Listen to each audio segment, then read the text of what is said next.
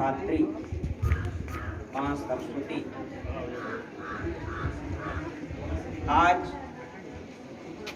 पुरस्कार वितरण एवं सम्मान समारोह में उपस्थित मंचासीन विद्यालय प्रबंध समिति के सम्मानित सदस्यगण, प्रधानाचार्य जी,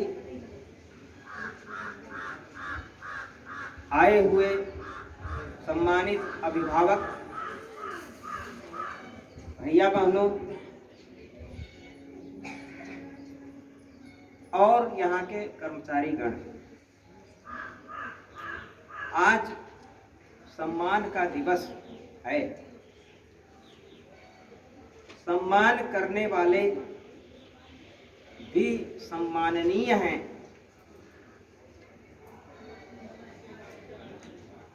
और हर्ष का वातावरण है। इसके साथ इस विद्यालय से 2 आचार्य, वरिष्ठ आचार्य सेवानिवृत्त हुए हैं।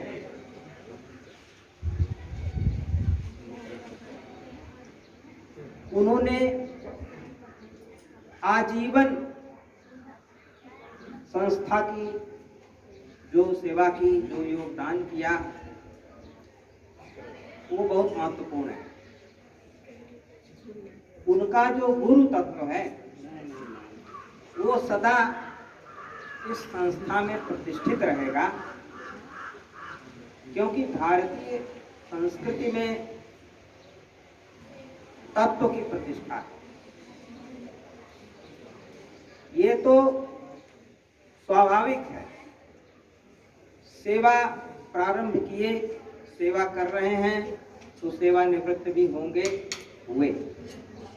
लेकिन आप लोगों ने जो गुरुता, जो गुरु तत्व इस विद्यालय में दिया है, इसके कण कण में वो प्रतिष्ठित रहेगा। और आपने जो यहाँ आज अपने पूरे जीवन का अनुभव और अपना मंतव्य जो व्यक्त किया है, ये बहुत विचारणीय है, सबके लिए अनुकरणीय है, यहाँ के आचार्यगण के लिए चिंतनीय है। ये बहुत अच्छा लगा। दूसरा सम्मान जो है मिला है अपने भैया बहनों को, जिन्होंने भिन्न भिन्न परीक्षाओं में और अपनी गुणवत्ता में प्रथम, द्वितीय, तृतीय स्थान प्राप्त करके सम्मान पाया है। उन भैया बहनों को बहुत बहुत शुभाशीष है। ये भैया बहन निश्चित रूप से जीवन के विभिन्न क्षेत्र में आगे बढ़ेंगे। इसके साथ भैया बहनों का सम्मान जो हुआ है, उसके लिए एक तो उनके अभिभावक परम सम्माननीय हैं। निश्चित रूप से विश्वास है कि उन्होंने अपने पाल्य पर, अपने बच्चों पर ध्यान दिया होगा, उनकी चिंता ही होगी और उसका परिणाम इसके सामने है। वो हर्ष का अनुभव कर रहे होंगे और वो भी सम्मान का अनुभव करें, ऐसी कामना है। आचार्यगण जो सदा अपने भैया बहनों के चिंतन के विकास में, उत्कर्ष में, उनके ज्ञानवर्धन में लगे रहते हैं, वे भी सम्मान के पात्र हैं। वो उत्साह पूर्वक आगे भी निष्ठा से भैया बहनों के हित के लिए, उत्कर्ष के लिए, उनके ज्ञान वर्धन के लिए जो भी संभव है, जितना है उतना देने का प्रयास करें। इस कोरोना के महामारी के संकट में विद्यालय बहुत व्यवस्थित रूप से नहीं चल पाया है, फिर भी भैया बहनों का प्रयास सराहनीय है। मैं एक बात यहाँ भैया बहनों से कहना चाहता हूँ कि केवल जिनको पुरस्कार मिला है वही नहीं सम्मानित हुए हैं, आप सभी सम्मानित हुए हैं। और जिनको नहीं मिला पुरस्कार वो तय करें, निश्चय करें कि अगला पुरस्कार वो लेंगे, और जिन्हें मिला है वो निश्चय करें कि हमें आगे अगली कक्षाओं में ये पुरस्कार का क्रम टूटे न, उनको सदा पुरस्कार मिलता रहे। जब संस्कार युक्त शिक्षण संस्था में और वातावरण में जब बच्चे रहते हैं, पढ़ते हैं, तो पूरे जीवन में उसका प्रभाव पड़ता है। संस्कार से मन शुद्ध होता है, हृदय निर्मल होता है, बुद्धि शुद्ध होती है। जब बुद्धि, मन और हृदय सब शुद्ध होता है तो जो भी उनको उस बुद्धि में दिया जाएगा, जो भी शिक्षा दी जाएगी, उसका पूरा का पूरा प्रभाव उस बुद्धि, मन और हृदय पर पड़ेगा। और ये संस्कार बनता है वातावरण से, केवल विद्यालय के वातावरण से संस्कार नहीं बनता, अपने परिवार और घर के वातावरण से भी संस्कार बनता है। इस कारण से अभिभावक बंधुओं से मेरा यह निवेदन है कि विद्यालय में जिस प्रकार की प्रार्थना होती है, कभी कभी आप आकर के प्रार्थना सभा में बैठें, इससे विद्यालय परिवार का उत्साह बढ़ेगा और भैया बहनों का उत्साह बढ़ेगा। और उस प्रकार का वातावरण अपने घर में भी विकसित करें, ऐसा वातावरण रखें कि सभी भैया बहन प्रातः उठकर कुछ न कुछ प्रार्थना एक स्थान पर बैठकर करें, तो एक वातावरण का निर्माण होगा और उस वातावरण के निर्माण से संस्कार विकसित होगा। जैसे कोई दर्पण हो, शीशा हो, उस पर धूल जमी हो तो साफ साफ चित्र, उस पर हमारा जो प्रतिबिंब है वो साफ साफ नहीं दिखाई देता। लेकिन अगर धूल साफ हो, दर्पण स्वच्छ हो तो प्रतिबिंब स्पष्ट दिखाई देता है। ऐसे ही हृदय का, बुद्धि का दर्पण है, वो संस्कार से शुद्ध होता है। और जब संस्कार से शुद्ध होता है तो उस पर जो भी ज्ञान उसको दिया जाएगा, वो पूरा का पूरा ज्ञान उस पर, उस बुद्धि में अंकित होगा और वो जीवन का निर्माण करेगा।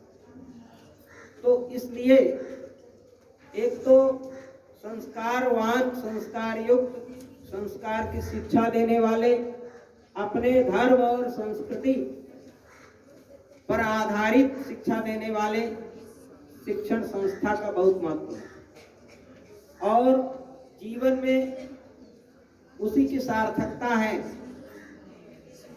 जो अपने लक्ष्य के लिए,